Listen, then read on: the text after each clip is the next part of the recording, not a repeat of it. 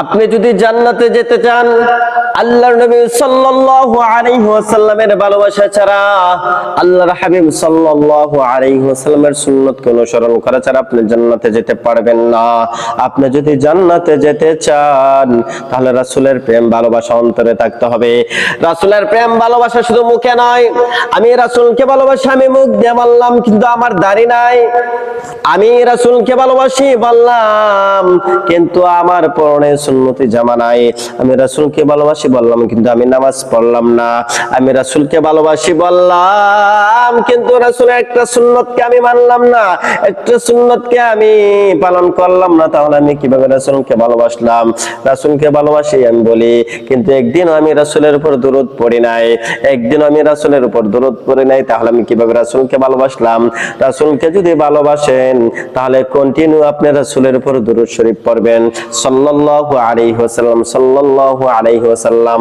আমরা এক ধরনের মানুষ শুধু রাসূলকে ভালোবাসার দ্বারা এতটুকু সীমাবদ্ধ করে ফেলছে যে শুধু দাঁড়িয়ে নবীজিকে ইয়া নবী সালামু আলাইকা এতটুকু বললে মনে সে একবার রাসূলের খাটে আশিক হয়ে গেছে, সে একবার রাসূলের সাথে জান্নাতে চলে যাবে, এমনটা আমরা মনে করি।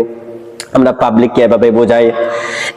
এক শ্রেণীর আলেম আছে, তারা শুধু ওয়াজ করে নবীর ভালোবাসা, নবীর ভালোবাসা, কিন্তু ভালোবাসা ওয়াজ করতে করতে অন্য শরীয়তের অন্য যত পৃথিবীতে আছে হালাল হারাম, সুদ ঘুষ, নামাজ, পর্দা এগুলো কোনো কিছু বলে না। শুধু বলে রাসূলের আশিকের কিছু গজল বলে আর রাসূলের আশিকের কিছু ঘটনা বলে যে ওয়াজ শেষ শোনার। আর বাকি ওয়াজগুলা কোথায়? হালাল হারামের ওয়াজ কোথায়? হারামের ওয়াজ কোথায়? রাসূলের সুন্নতের ওয়াজ কোথায়? তোমার নিজের মধ্যে রাসূলের সুন্নত কি আছে এদিকে লক্ষ্য করতে হবে। এই জন্য রাসূলের সাথে যদি আমরা জান্নাতে যেতে চাই তাহলে রাসূলকে ভালোবাসতে হবে। রাসূলকে কিভাবে ভালোবাসি? রাসূলকে ভালোবাসতে হবে, রাসূলের সুন্নতকে ভালোবাসতে হবে। রাসূলের সুন্নতকে যদি ভালোবাসেন রাসূলকে ভালোবাসা হবে, আর রাসূলকে ভালোবাসলে আপনি রাসূলের সাথে জান্নাতে যেতে পারবেন। আপনি রাসূলকে ভালোবাসেন মুখ দিয়ে কিন্তু আপনি নামাজ পড়লেন না। কত শাস্ত্রের মধ্যে কত মানুষ পাওয়া যায় যে রাসূলকে অনেক ভালোবাসে কিন্তু আজান হয়ে গেছে উনি টিভি দেখতেছে। রাসূলের আশিক কিন্তু উনি, আজান হয়ে গেছে উনি টিভি দেখতেছে কিন্তু গিয়ে দেখা যায় আলোচনা তুলে দিলে আলেমের আরে বদলাম, আলেমের দোষ, ইমুক আলেম ইমুক আলেম এমুক খারাপ অমুক খারাপ। রাসূলের আশিক, দাড়ি নাই, দাড়ি একবারে ক্লিন, সে রাসূলের আশিক।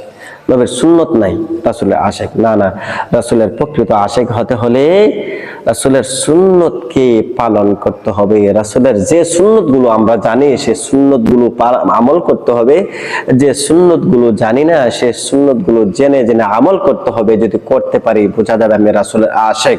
আর রাসূলের আশিক যদি হতে পারি, প্রকৃতপক্ষে যদি রাসূলের আশিক হতে পারি তাহলে আমি রাসূলের সাথে জান্নাতে যেতে পারবো। এই জন্য আমরা তো অনেক বলি যে আমি আপনাকে ভালোবাসি। দুনিয়ার ক্ষেত্রে আমরা একটা মানুষকে বলি আমি আপনাকে ভালোবাসি, কিন্তু ওই মানুষকে সব সময় যদি আপনি ভালো না বাসেন তার বিপদের সময় আপনাকে পাওয়া যাবে না, আপনি যাবেন না। যদি যান বোঝা যাবে আপনি ওনাকে প্রকৃতপক্ষে ভালোবাসেন। এই জন্য আল্লাহ রাসূলের সুন্নতকে আমরা ভালোবাসতাম।